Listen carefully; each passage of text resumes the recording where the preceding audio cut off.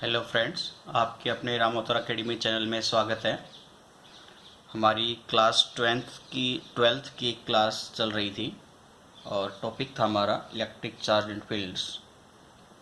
Electric charge and field, ठीक है, topic का नाम चल रहा था हमारा। और हमने क्वांटाइजेशन ऑफ चार्ज के बारे में पढ़ा था। उसकी मतलब बेसिक कुछ प्रॉपर्टी थी इलेक्ट्रिक चार्ज की, एडिटिविटी, क्वांटाइजेशंस और कंजर्वेशंस। तीनों प्रॉपर्टी हमने डिस्कस कर ली थी। उसके बाद हमने एक क्वेश्चंस भी किया था। उसमें कूलम्स ऑफ चार्ज के बारे में पूछा था हमने कि Coulomb's of charge, 1 coulomb charge बड़ा होता है या इलेक्ट्रॉन के ऊपर चार्ज बड़ा होता है। तो हमने बेसिकली बोला था कि 1 कूलम चार्ज काफ़ी बड़ा होता है। तो उसके बेस पे हमने कहा था कि एक न्यूमेरिकल से आपको समझाएंगे। तो वो क्वेश्चंस हम देख लेते हैं। तो क्वेश्चंस मैं कुछ ऐसे लिख लेता हूँ। इफ़ ए बॉडी गिव्स 10 की power 9 electrons every second, how much time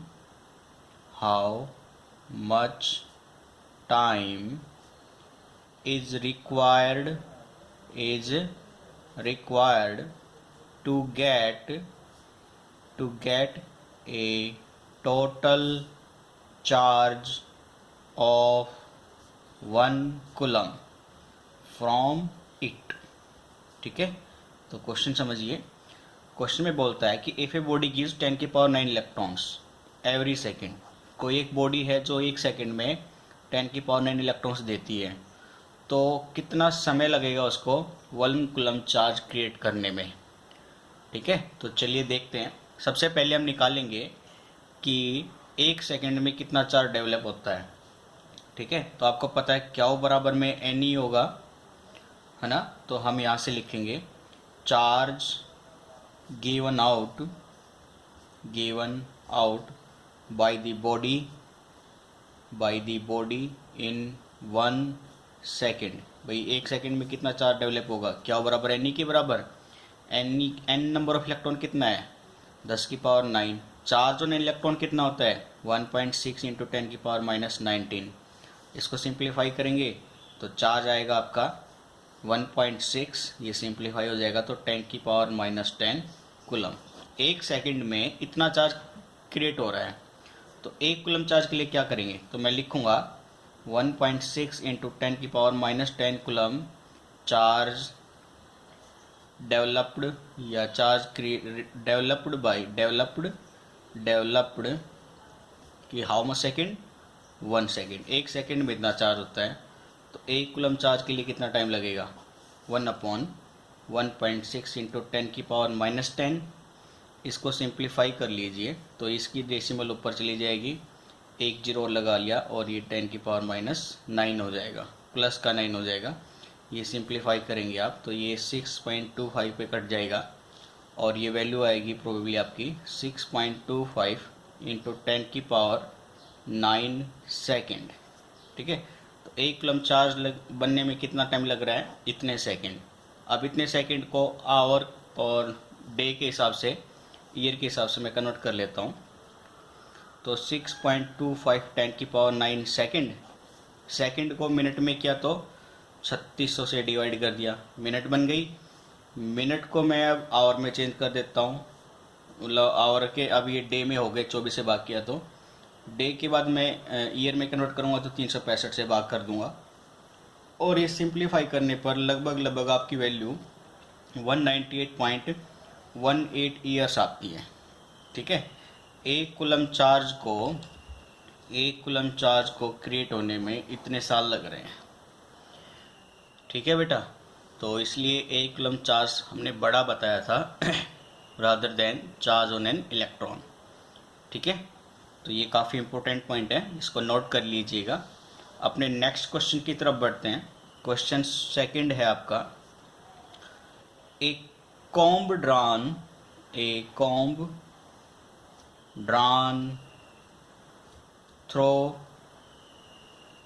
persons hair.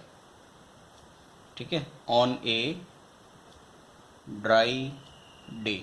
ये ड्राई डे वो वाला नहीं है, कभी आप वो वाला समझो, मतलब एक सूखा गर्मी के दिन में, ठीक है, कभी खुश हो रहे हो ड्राई डे के नाम से। तो on a dry day causes on a dry day causes 10 की power 22 electrons to leave the person's hair and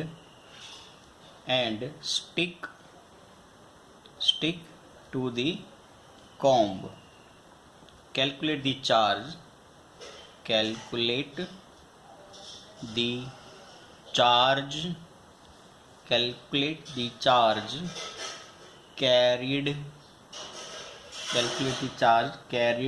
by the comb। ठीक है, तो देखिए इसका सॉल्यूशंस देखते हैं बेटा। आपको क्वेश्चंस में कहा गया है कि एक comb drawn through person hair on a dry day causes 10 की power 22 electrons. Number of electron कितने हैं? 10 की power 22। To leave the person hair and stick to the comb, calculate the charge carried by the comb. यानी आपको क्या पूछ लिया गया है, इलेक्ट्रॉन के ऊपर चार्ज होता है 1.6 इंटू 10 की पावर -19 कूलम। तो क्यू निकालोगे तो ये n इंटू ई, एन की वैल्यू 10 की पावर 22, ई की वैल्यू 1.6 इंटू 10 की पावर -19। ये सिंप्लीफाई करेंगे आप तो ये 1.6 इंटू 10 की पावर प्लस का 3 कूलम। ठीक है, और इलेक्ट्रॉन की वजह से हुआ है तो मैं नेगेटिव सिंबल और लगा सकता हूँ, तो मैं लिख लूँगा चार्ज ऑन कॉम, यह आ जाएगा -1.6 इंटू 10 की पावर 3 कूलम। ठीक है, ये आपका आंसर हो जाएगा। ठीक है, इस टाइप के भी कुछ क्वेश्चंस आते हैं पेपर में। अब जो मोस्ट इम्पोर्टेंट क्वेश्चन है उसके ऊपर फोकस करेंगे हम।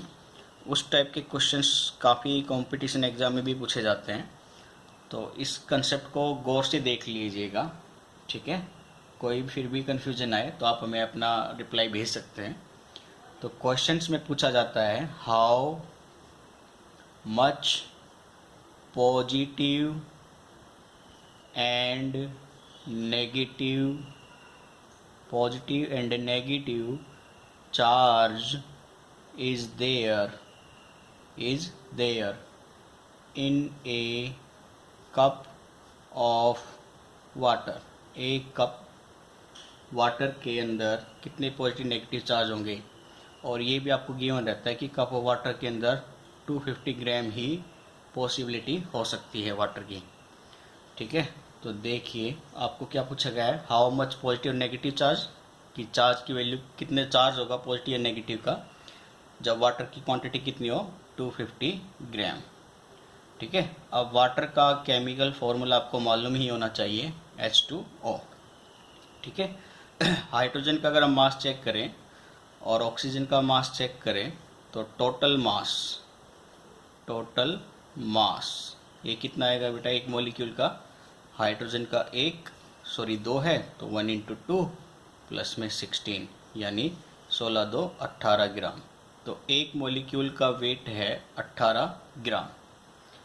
तो इस क्वेश्चन को हम कुछ इस तरह से प्रोसीड कर लेते हैं। Number of molecules present in 18 gram of water. तो आपको पता है ये हमेशा किसके बराबर रहता है, एवोगैड्रोज नंबर के, एवोगैड्रोज नंबर के। ठीक है, और एवोगैड्रोज नंबर की वैल्यू कितनी होती है 6.02 इंटू 10 की पावर 23। ठीक है, 18 ग्राम में इतने नंबर ऑफ मॉलिक्यूल्स हैं तो 250 ग्राम में कितने होंगे, तो हम लिख लेते हैं number of molecules present in 250 gram of water. तो ये वैल्यू आएगी आपकी 6.02 इंटू 10 की पावर 23 अपॉन 80। 250 के लिए आप मेजर करेंगे तो ये लगभग वैल्यू सोल्व होकर 8.36 10 की पावर 24 इतनी वैल्यू आ जाएगी। ठीक है, तो 250 ग्राम में नंबर ऑफ मॉलिक्यूल्स कितने हैं, ये वैल्यू। अब आपको एक मॉलिक्यूल्स के अंदर कितने नंबर ऑफ इलेक्ट्रॉन प्रोटॉन है वो भी चेक कर लेते हैं। तो मैं कह रहा हूँ कि ईच molecule of water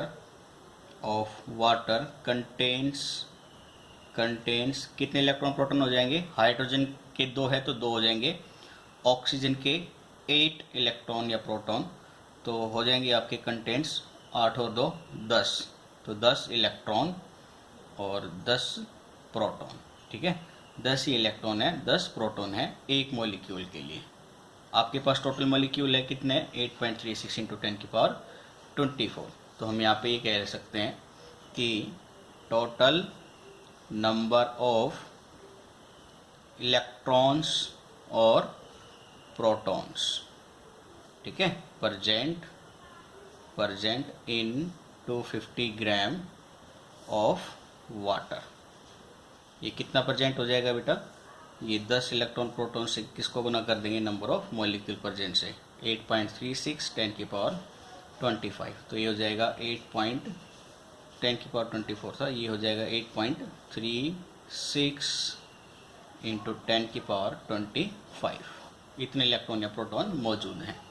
तो आपको चार्ज निकालना था, चार्ज क्या हो जाएगा? एनी, तो यानी हम कह सकते हैं टोटल पॉजिटिव चार्ज या total negative charge available in 250 gram of water.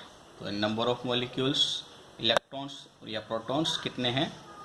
8.36 into 10⁻25। Electron का चार्ज 1.6 इंटू 10⁻⁻19। इसको आप सॉल्व करेंगे तो ये लगभग आएगा 1.33 इंटू 10⁻7 कूलम। तो 250 ग्राम वाटर के अंदर जो पॉजिटिव और नेगेटिव चार्ज की संख्या है वो कितनी है? 1.33 इंटू 10⁻7 कूलम। ठीक है, इस टाइप के भी न्यूमेरिकल काफ़ी इंपॉर्टेंट होते हैं, तो आपको इनके ऊपर भी थोड़ा ध्यान देना चाहिए। ठीक है, तो चलिए अपने नेक्स्ट टॉपिक की तरफ चलते हैं। हम अपने नेक्स्ट टॉपिक है आपका, कल हमने इलेक्ट्रिक चार्ज और फील्ड्स के बारे में पढ़ा था, तो अब कुछ उनकी प्रॉपर्टी के बाद मास और चार्ज के बीच में डिफरेंस को देख लेते हैं। ठीक है, तो ये हेडिंग नोट कर लीजिएगा, आपको चार्ज और मास के बीच में कंपैरिजन दिखा देते हैं, होते कि क्या वैल्यू होती है इनके बीच कंपैरिजन में, इलेक्ट्रिक चार्ज और मास। ठीक है, इनको कंपेयर कर लेते हैं। चलिए, काफ़ी इंपॉर्टेंट पॉइंट है ये भी, इनके बीच में ये कंपैरिजन आपको पूछा जाता है एग्जाम में, तो ये साथ साथ अपने नोट्स बनाते चलिए। तो इलेक्ट्रिक चार्ज आपको पता है इसका नेचर पॉजिटिव नेगेटिव हो सकता है, साथ ही कोई चार्ज जीरो भी क्रिएट हो सकता है, लेकिन मास कभी नेगेटिव नहीं हो सकता, वो हमेशा पॉजिटिव ही होगा। ठीक है, तो एक पॉइंट तो ये हो जाएगा, electric charge may be positive, negative या जीरो, और ये हमेशा क्या रखेगा? पॉजिटिव वैल्यू, यानी mass of a body is always positive. ठीक है, सेकंड पॉइंट पर अगर हम ध्यान दें तो सेकंड पॉइंट में आपको देखा होगा कि चार्ज के बारे में पढ़ा था कि क्वांटाइजेशन नेचर होता है, लेकिन मास में ऐसा नहीं होता। आप अगर चीनी तुलवाने जाते हैं, चीनी लेने जाते हैं, तो आपने देखा होगा कि वो क्वांटाइजेशन नेचर नहीं है, मतलब ऐसा नहीं कि वो 2 kg ही, 3 kg, 4 kg ऐसे ही दे सकता है। आपने देखा होगा 2.1 kg भी हो सकता है, 2.02 kg भी हो सकता है। ठीक है, तो चार्ज तो क्वांटाइज्ड होता है, ये क्वांटाइज नहीं होता। ठीक है, means electric charge is always quantized. ठीक है, मीन्स क्या हो? बराबर एनी, लेकिन ये क्वांटाइज्ड नहीं होता है, यानी quantization is not yet established. ठीक है, अभी तक इसके क्वांटाइजेशन के बारे में कोई चर्चा नहीं की गई है। थर्ड अगर हम देखें तो थर्ड कंसेप्ट पॉइंट ये ले सकते हैं कि चार्ज बॉडी का स्पीड के ऊपर डिपेंड नहीं करता है। मतलब भाई किसी बॉडी का पॉजिटिव चार्ज है तो यानी कि उसकी स्पीड चेंज या इंक्रीज या डिक्रीज करने से उसके पॉजिटिव चार्ज पे भी इफेक्ट पड़ेगा, लेकिन मास में इफेक्ट पड़ सकता है। ठीक है, यानी हम कह सकते हैं not depends, electric charge not depends on its speed, वो चार्ज की स्पीड के ऊपर डिपेंड नहीं करता, लेकिन मास करता है। ठीक है, mass of a body increase, बल्कि वो इंक्रीज भी हो जाता है, increase with its speed, speed के साथ साथ उसका मास भी इंक्रीज हो जाएगा। फोर्थ पॉइंट पर अगर हम ध्यान दें तो फोर्थ पॉइंट आप ये कह सकते हैं कि चार्ज कंजर्व होता है लेकिन मास कंजर्व नहीं होता। ठीक है, चार्ज कंजर्वेशन ऑफ मास अभी तक कोई डिस्क्राइब नहीं किया गया है, तो ये तो होता है कंजर्व्ड, और ये कंजर्व्ड नहीं होता है, not conserved yet, not conserved. ठीक है, नेक्स्ट पॉइंट आपका ये भी हो सकता है कि इलेक्ट्रिक चार्ज की वजह से, मतलब दो चार्ज के बीच में जो फोर्स ऑफ अट्रैक्शन या रिपल्सन होती है, means electrostatic force two kind का होता है, अट्रैक्टिव और रिपल्सिव। लेकिन मास की अगर हम बात करें तो एक ग्रेविटेशनल फोर्स आता है इसमें, जो कि हमेशा अट्रैक्टिव ही नहीं होता है नेचर के अंदर। तो यानी आप ये लिख सकते हैं electrostatic forces between two charges may be attractive और रिपल्सिव। ठीक है, लेकिन यहाँ पे क्या कहेंगे, ग्रेविटेशनल फोर्स हमेशा अट्रैक्टिव होता है, gravitational forces between two masses are always attractive,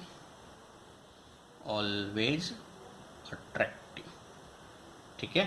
दूसरा, electrostatic force between two different charge में कैंसिल आउट, मतलब जो दो चार्ज है उनके बीच में इलेक्ट्रोस्टैटिक फोर्स कैंसिल हो सकते हैं, लेकिन ग्रेविटेशनल फोर्स कभी कैंसिल आउट नहीं होते हैं। ठीक है, ये आपको पॉइंट याद रखना है। यानी इलेक्ट्रोस्टैटिक फोर्स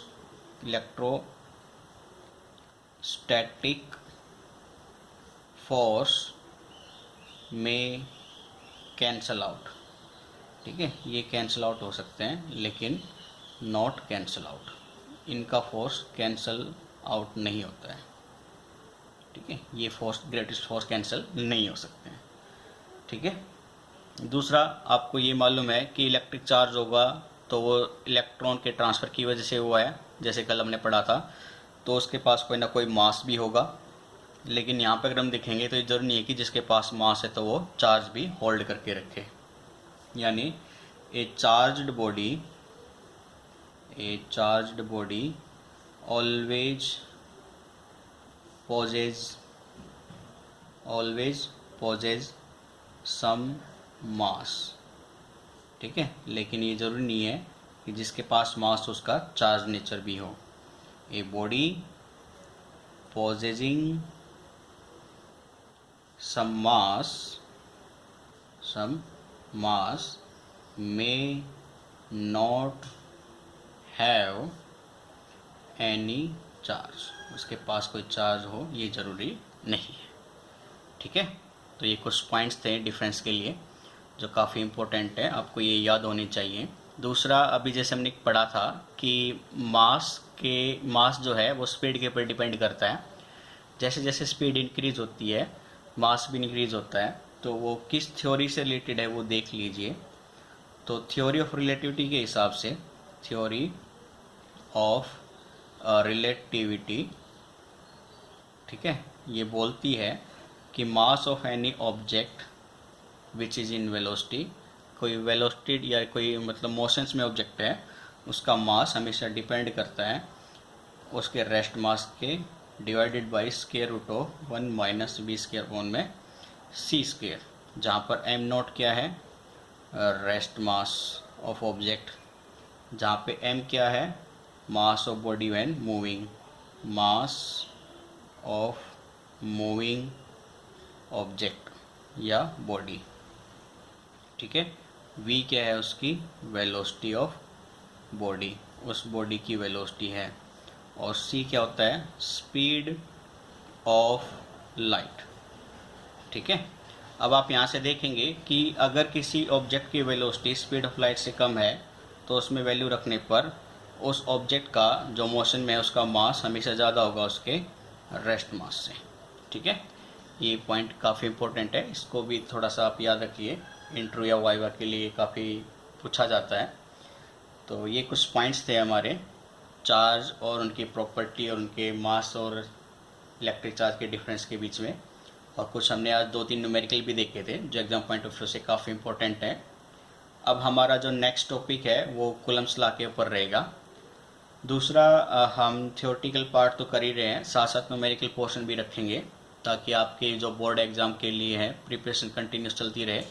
फिर भी कोई अदर मटेरियल की रिक्वायरमेंट होती तो हमें बताइए, हम आपको एक लिंक प्रोवाइड करा देंगे जिससे आप हमारे नोट्स भी, अपडेटेड नोट्स आराम से डाउनलोड कर सकते हैं। और कॉम्पिटिटिव एग्ज़ाम के भी टाइप्स के कुछ प्रैक्टिस क्वेश्चन आपको दे देंगे, ठीक है। तो आज के लिए हम इतना ही रखेंगे। बाकी जो कॉलम्स लॉ और उनकी कुछ प्रॉपर्टी आएगी स्केलर और वेक्टर फॉर्म में और उनके न्यूमेरिकल्स, वो कल की वीडियो में देखते हैं। तो आज के लिए इतना ही।